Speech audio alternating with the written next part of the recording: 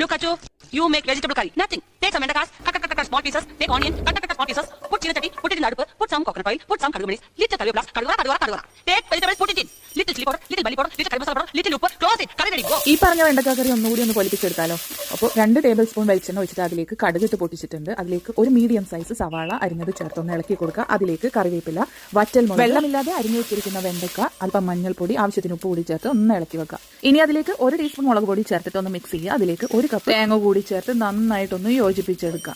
ഒരു 10 മിനിറ്റ് വെണ്ടയ്ക്കയും ആ ഒരു തേങ്ങയും കൂടി ഒന്ന് മിക്സ് ആവാനും വെണ്ടക്ക വേവാനും വേണ്ടിയിട്ട് വെയിറ്റ് ചെയ്യുക. അതിനുശേഷം ഒരു 3 മുട്ട ഞാൻ എടുത്തിട്ടുണ്ട്. നന്നായിട്ട് അടിച്ച് അതിലേക്ക് കുരുമുളക് ചതച്ചതും ആവശ്യത്തിന് ഉപ്പും ചേർത്ത് നന്നായിട്ട് മിക്സ് ചെയ്തിട്ട് ആ വെണ്ടക്കയുടെ നടുക്കായിട്ട് ഒരു കുഴി പോലെ ഉണ്ടാക്കിയിട്ട് അതിൽ കുറച്ച് വെളിച്ചെണ്ണ ഒഴിച്ച് അതിലേക്ക് ഈ മുട്ട പൊട്ടിച്ചതും കൂടി ഒഴിച്ചിട്ട് നന്നായിട്ടൊന്ന് മുട്ട ചിക്കിയെടുക്കാം. ഇതുപോലെ ചിക്കിയെടുക്കുകയാണെന്നുണ്ടെങ്കിൽ വെണ്ടക്കയുടെ വഴുവഴുപ്പൊന്നും ഇല്ലാതെ തന്നെ വിട്ട് കിടക്കുന്ന നല്ലൊരു വെണ്ടക്ക തോരൻ നമുക്ക് റെഡിയാക്കി എടുക്കാം. വെണ്ടക്ക ഇഷ്ടമല്ലാത്തവർ പോലും വീണ്ടും ചോദിച്ച് വാങ്ങി കഴിക്കുന്ന ഒരു അടിപൊളി വെണ്ടക്ക തോരനാണെന്ന് കാണിച്ചത്. എല്ലാവരും ഒന്ന് ട്രൈ ചെയ്ത് നോക്കണേ. വീഡിയോ ഇഷ്ടപ്പെട്ടാൽ പേജ് ഫോളോ ചെയ്യാൻ മറക്കില്ല.